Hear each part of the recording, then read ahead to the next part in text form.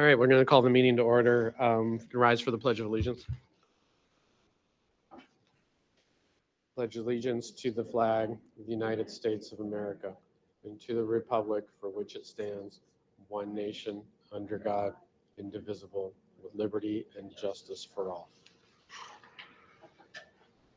All right, well, welcome everybody. And we're in the midst of conferences. It's Thanksgiving week, so I hope everyone has a great Thanksgiving coming up. And I know probably in good news and also student report, you'll talk about Mohiba, but it was a fantastic, one of the best Mohibas in recent years. And all the acts were great. All you guys were great.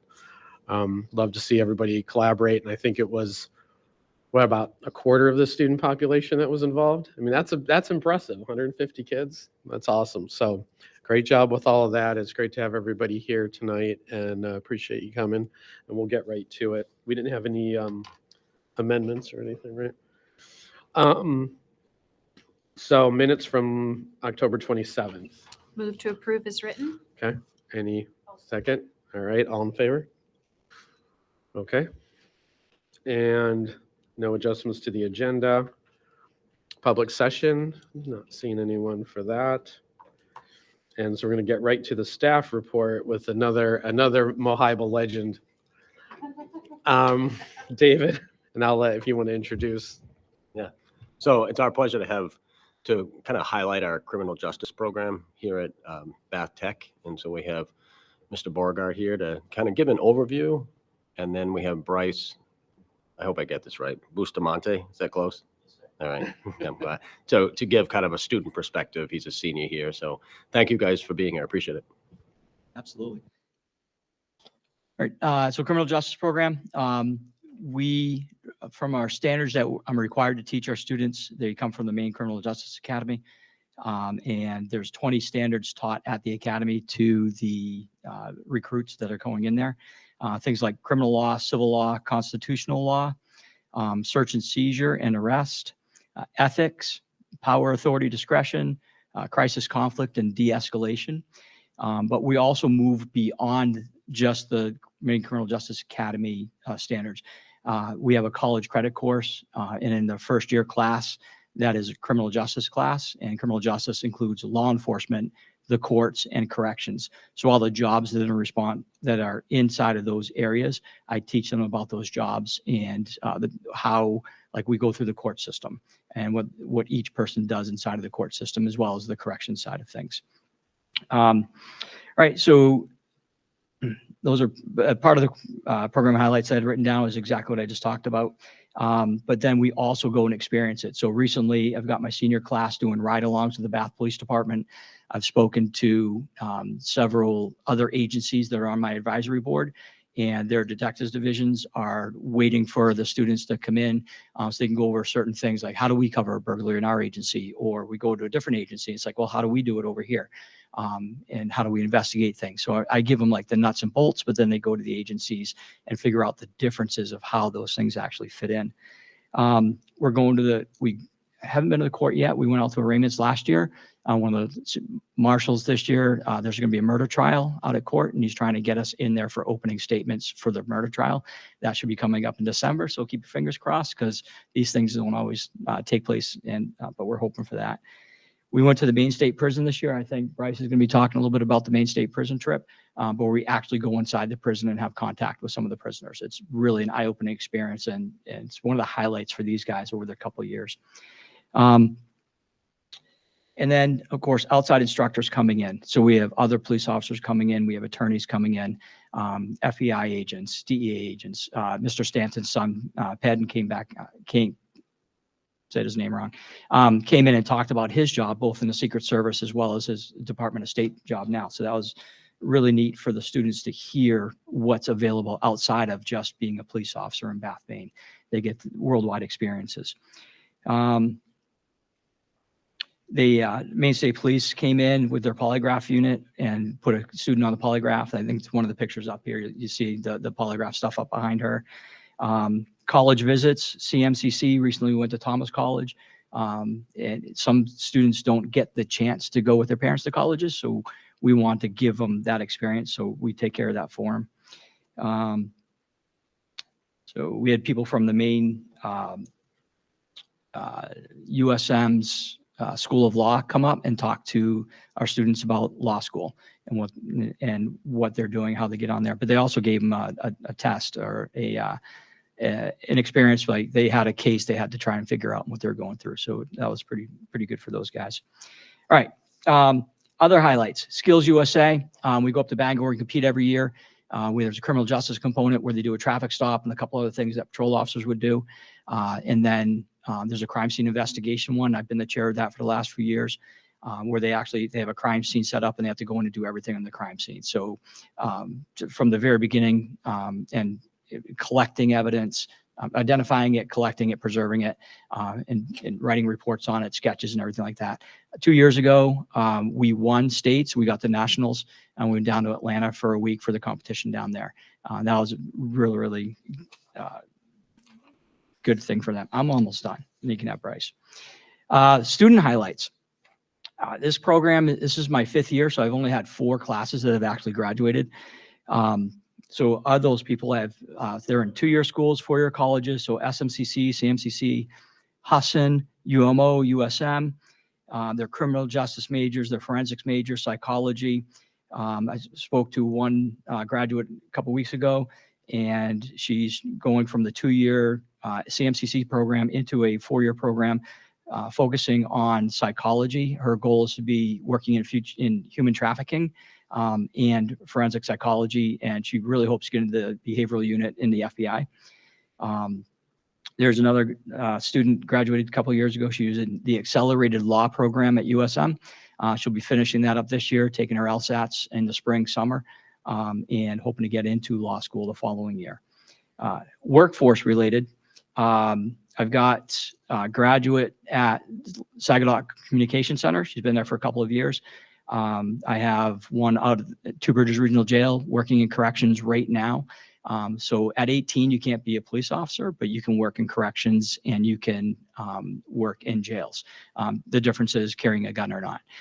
There are some security places they could do. They can't do BIW security because BIW security carries guns, and you have to be 21 or over.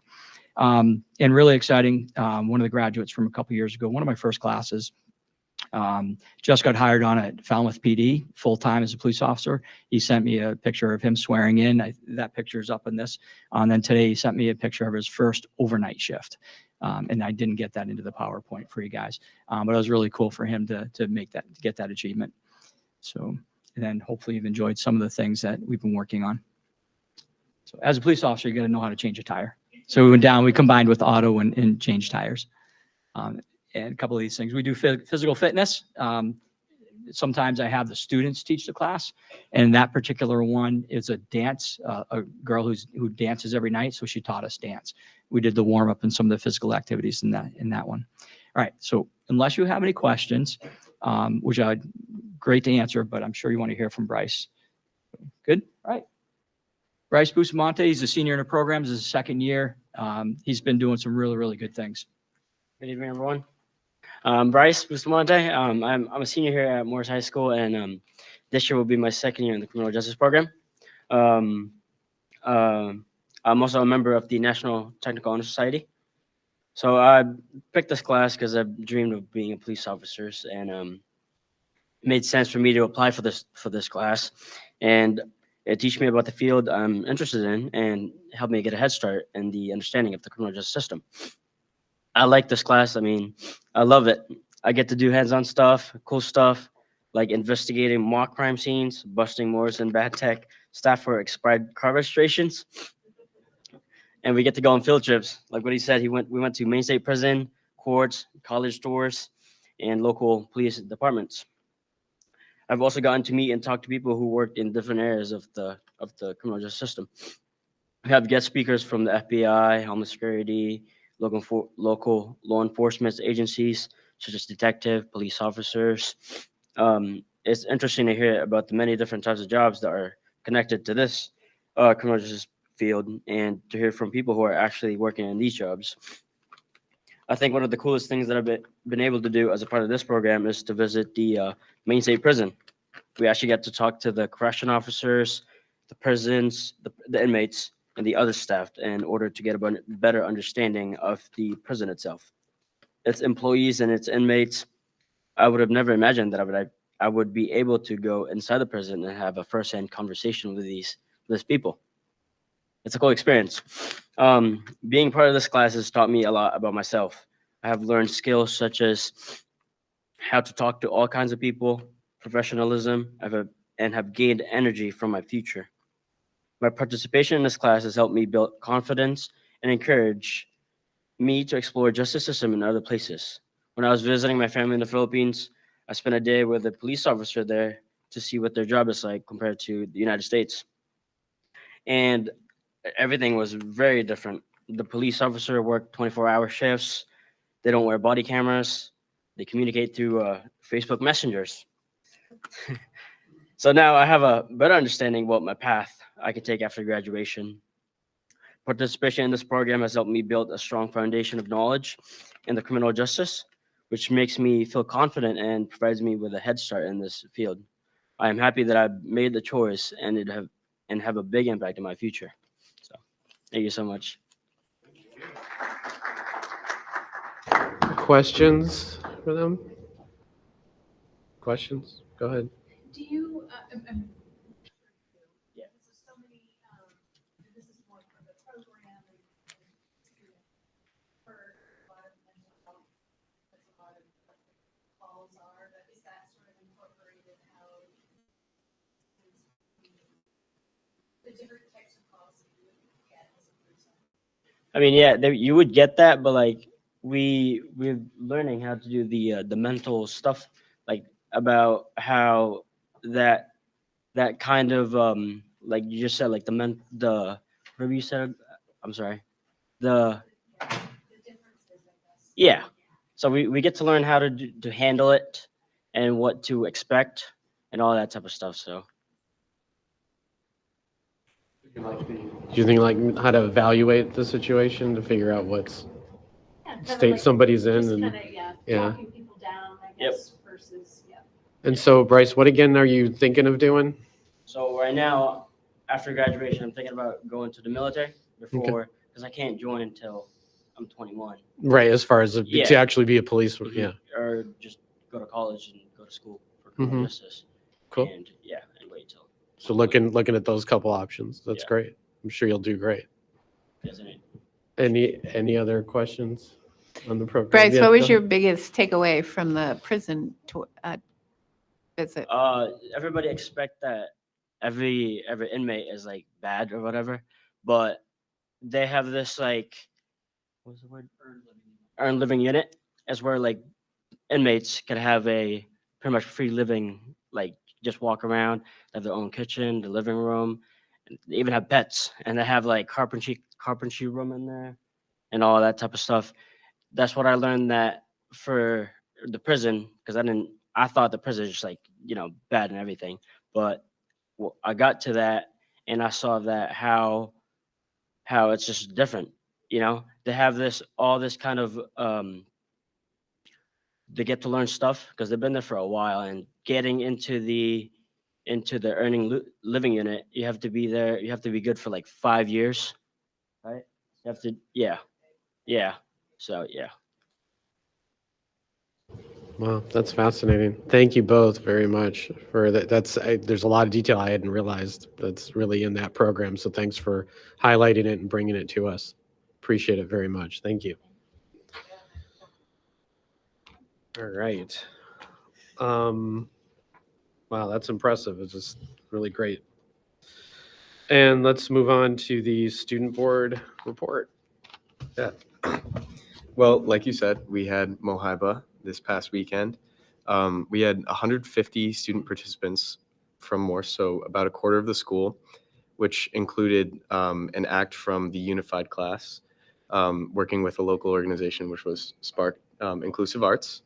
And then we also had 4 separate sports teams, which my freshman year, so 3-4 years ago, there were no sports teams acts, which was a big, long time tradition of Morse in the 80s and 90s. And then that's kind of starting to rebound now with one in 2023, and then 2 in 2024. And now we have 4 different sports teams, which are boys and girls soccer, football, and cheer, doing an act. We had a full house the opening night with 1,100 audience members between the 2 nights. And this whole event serves as a fundraiser for the drama department at Morse. We don't have an official tally just yet for how much this event raised, but it's all grant funded so long as we keep Mohiba free and its optional donation. And then we have a couple community service things that are going on or have gone on recently. We have our Adopt a Family project, which is National Honor Society partnering with SELC to raise money for a few community families for Christmas donation gifts and everything like that. So we're actually doing a pie in the face raffle ticket thing. So at lunch you can buy raffle tickets, and whoever wins gets to do a pie in the face at our next quarter assembly. I think I'm getting pie. Yeah. Yeah. And then Interact Club and football and a couple other students helped hang lights and wreaths downtown this weekend, which was nice. So I think they're still working on getting a few more lights. We didn't have enough actually to finish all of the posts, but when you go downtown, you'll probably see all of those. And winter sports started up last week. We have the swim team, which are the boys are defending state champs. So we'll see how they do this year. Indoor track, wrestling, girls and boys basketball, and then the unified basketball program will start up a little later in January. So Fantastic. Any questions for the students? All right, get some rest this week. I know you guys weren't sleeping for about a week or week and a half. So, and then let's move on. Superintendent's report. Yeah, I mean, Charles did a nice job of recapping Mohiba, but it always takes me back of when we reflect on the amount of talent that we have in this school. And even above that, just to have students that normally would not get up on a stage as part of a skit, and that's something they'll remember for the rest of their lives, whether it was, stage crew or just a part of a skit. And so just a lot of talent and just the community support was impressive. And it was a fun night and probably one of the best ones that I've sat through. So I really enjoyed it. New school, I gave you updates, but just to share with the community, anybody that's listening, is our date, I think, is Friday, December 11th or 12th for our RFPs to come back for architectural engineering firms for the new Bath Elementary School, whatever we name it. I'm just calling it that for right now. And as soon as we have an architectural firm selected, then next thing will be is to look at the city of Bath and see what sites are available. Ideally, we're looking for 15 to 25 acres in order to have a school of a certain size. So we'll have a company that will work with the city of Bath and look at potential sites, and then have to look at wetlands and all of the other things that go with that. So we're excited, and we'll be working on ed specs, as well as we'll be doing some other things around. We have to probably do a small study around consolidating, building for more than one school and things like that. So, but we've got the green light to move ahead, and so we're moving as quickly as we can, and we're excited about it. A couple other things just you saw in the reports. Just it's nice to see our schools and our students working with veterans and really getting to know them, their experiences, and appreciating their efforts. So a lot of that went on in November, and food drives around Thanksgiving as well as around both holidays.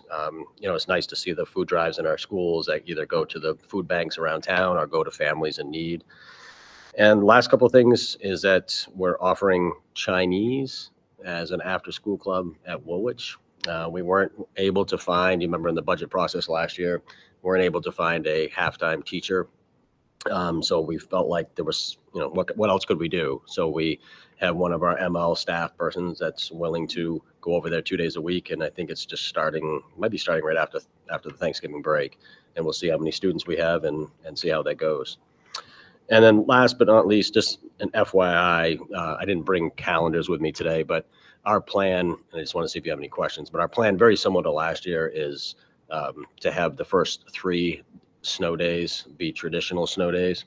And then after that, have them be remote learning just because looking at the calendar where that Juneteenth falls, and then, there's a Friday after that, and then end up coming back the next week for possibly a day or two, it just doesn't seem as productive as we'd like it to be maybe. So that's what our plan is. We've talked with the association about that, and so we'll be putting that out in communication to families. But any questions that board members have about that? Again, it's similar to last year. Last year, I think it was 4 days, but we never used that many.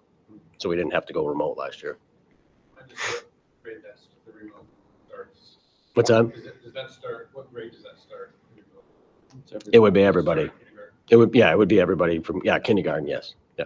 And again, it looks a little different. I mean, there's Katie and the principals did a nice job of outlining for our staff what the expectations are as far as being online as a faculty person, as a staff person, and then how much is, at that young age, how much is some packet work ahead of time as well. Yeah, So- they'll send them a snow day Right, packet. yeah.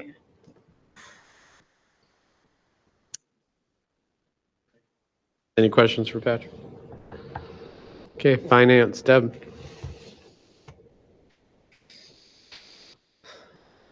I think this is on. Oh, yeah, it is. It's on. So tonight we're looking at October, and basically we have spent almost 15 million so far this year. It's about 33%, and it's on target with where we usually are at the end of October. And just an update on our audit. For those of you who I think know that it's a two-step process with RSU1 now. We have Hank who comes in and does the financial statements, and then and those are done. So those are posted on our website. If you want to look at those, if you want copies, I can make copies for you too. It's a pretty thick document. The second step, it goes to RHR Smith, and they basically test all the details that Hank has put in the financial reports.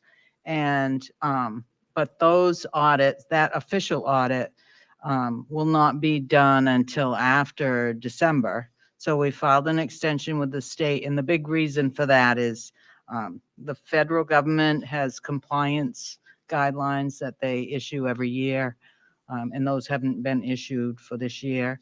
Usually they're done in, let's see what Hank says, it's usually done by the end of June, July, and they haven't been done yet. So that audit may not be issued until later on in the year. But bottom line is you can see what's happened with the financial statements. They're just not officially audited. As far as keeping my eye on the subs, the subline's about $1,000 less at the end of October this year than it was last year, so we're in line there. Our special ed tuition is a little bit higher than last year. We're at like 25% that we've spent versus like 17, so that's something we know that there's some out-of-district placements that we hadn't budgeted. Revenues right in line once again with October, and that's really it. Budget versus actual, I have student numbers, but I didn't bring those to you tonight because we'll wait for the rates to be issued, and then we'll have an idea of where we're at versus budgeted versus what the revenue actually is. That's it. Questions? Great. Any questions? No, you guys are good? Okay. Thank you, Deb. Appreciate it. Okay, we're on to old business. So this is second reading of board policies, and I guess for the record, I'll just go down through. This is an action item now. So let's see. We've got drug and alcohol use by students. That's one. Guess I should read the whole. It's JICH-R is student drug use guidelines. EBBD is temperature standards in schools. GCQCA school unit employee references. GDA support staff positions, and GDF support staff employment. And I know there was some but you had given us some more info on this. Did everyone understand the clarifications? Where we are with these policies?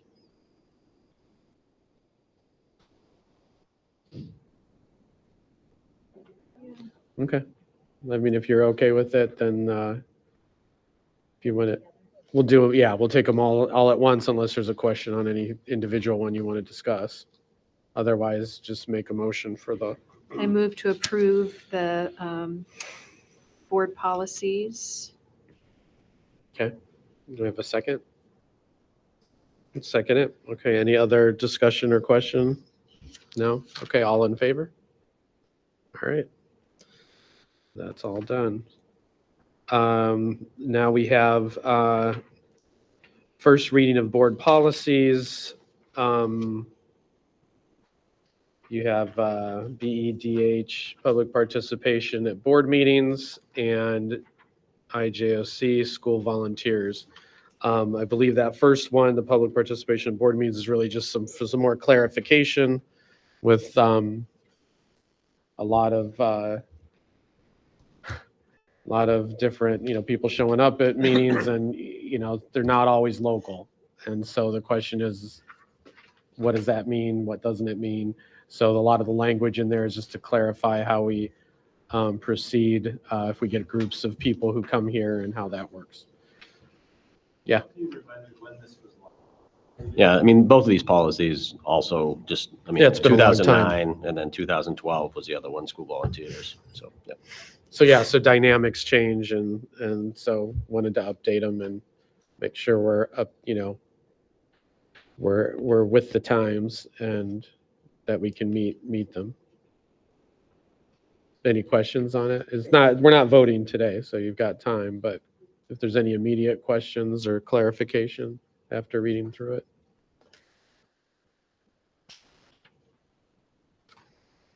No? Okay, I'll take that as a no for now.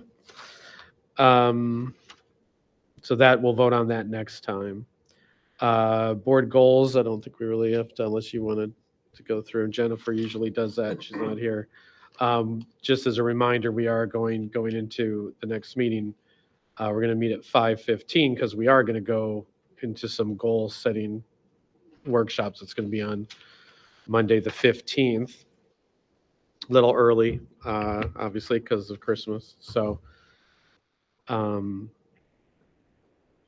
when we'll go over goal setting and, excuse me, go from there.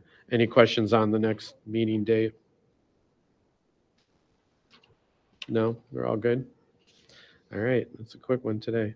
Can I have, unless there's any other business or anybody has any questions, motion to adjourn? Second. Okay, all in favor?